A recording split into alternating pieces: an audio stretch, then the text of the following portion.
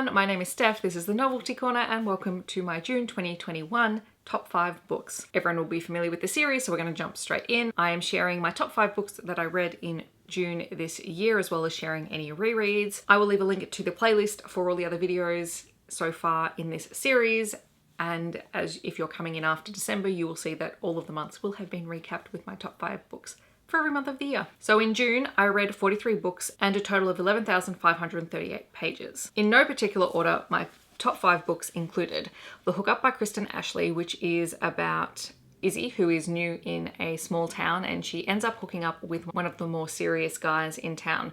And what she doesn't realize at this point is that he's kind of in a slump from a relationship that ended rather suddenly. And while he likes her and she really likes him, he kind of keeps her at arm's length because of this previous relationship. Despite the fact that we meet them in the middle of their hookup, it is a very slow burn in terms of developing their relationship. But once they're on, and it was just a gorgeous first book, and I went on to read the second book, which I loved even more, so it's well worth checking out. So thank you very much to Heather, who recommended this book to me. I also really loved Witches Get Stitches by Juliet Cross. This is the third book in the Stay a Spell series, which is a paranormal romance series, very much like a paranormal rom-com.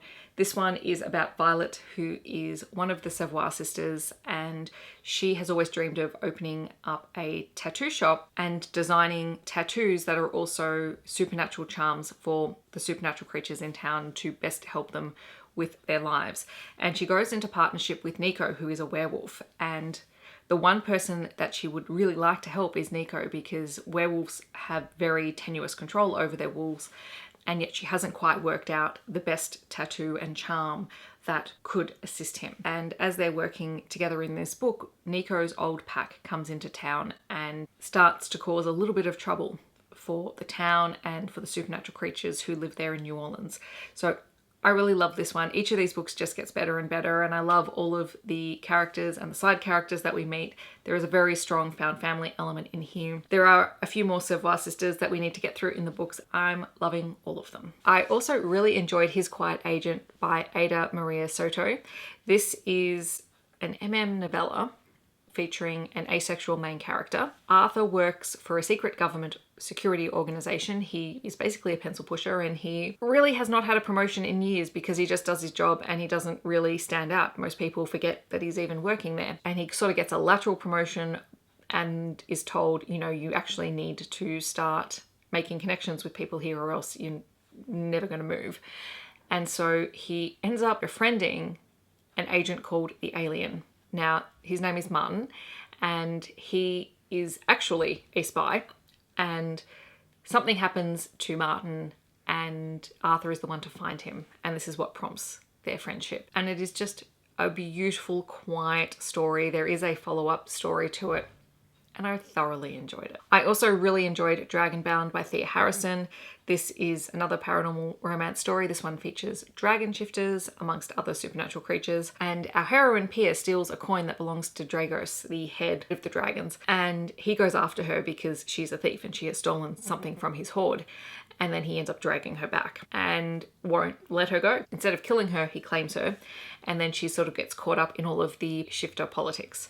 So it's a really fascinating world. I have read the second book in the series, which follows different characters, and again, that expanded the world even more, and I do want to come back to it because there are just some really awesome, cool characters. It reminded me a little bit of the Guild Hunter series by Nalini Singh, but with dragons, and I really enjoyed it. And then finally, the last book in my top 5 is The Tea Dragon Tapestry by Kay O'Neill. This is the third and final book in the Tea Dragon series. It is a graphic novel series. It is absolutely stunning.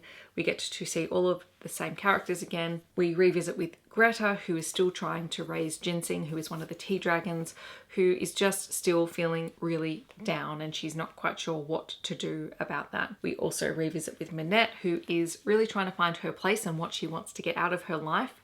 She's sort of at a crossroads.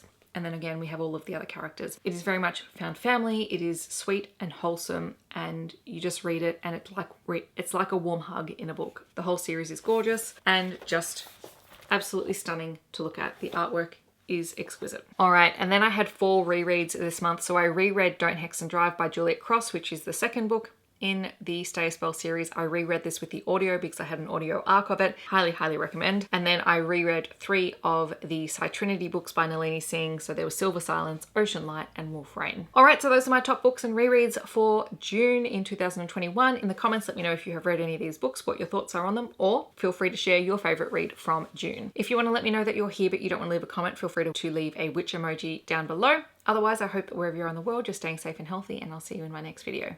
Thanks so much for watching. Bye, everyone.